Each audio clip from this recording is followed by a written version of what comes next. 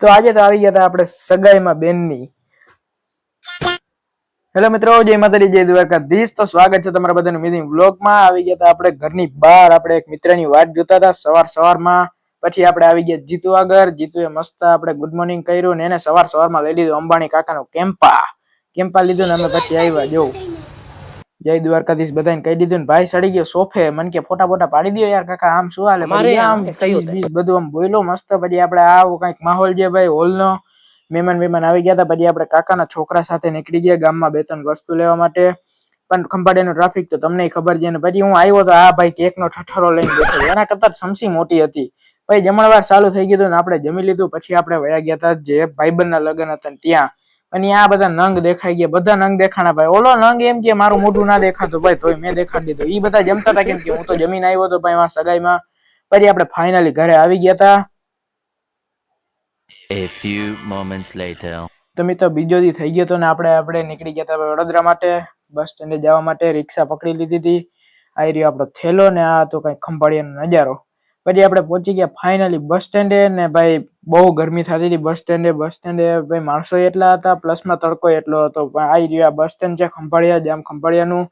પણ બસ આપણે હજી આવી નથી એટલે આપણે વાટ જોતા હતા. થેલો રાખી દીધો તો સાઈડમાં. પછી આપણે ચડી ગયા હતા બસમાં. આ કઈક બસ હતી, નવી બસ હતી. આપણે જે બસમાં જવાનું હતું એ બસની જગ્યાએ આ બસ આવી હતી એટલે મેં કન્ફર્મ કરીને પછી ચડી ગયો ને આ રહ્યો દ્વારકાનું બોર્ડ.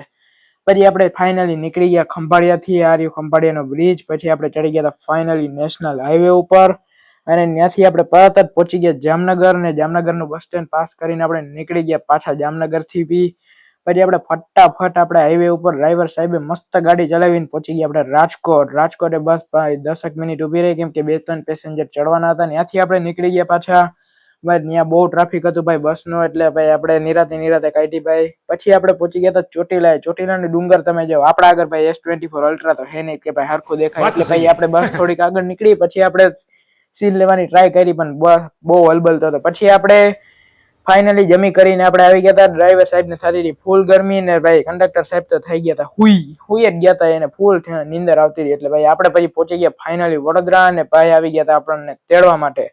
એટલે આપણે ભાઈની વાટ જોતા હતા ને આવી ગયા ભાઈ અને આપણે પછી નીકળી ગયા બાય. તો મિત્રો આપણા ખંભાળિયાના બ્લોગ્સ તમને કેવા લાગ્યા એ કોમેન્ટમાં જણાવજો.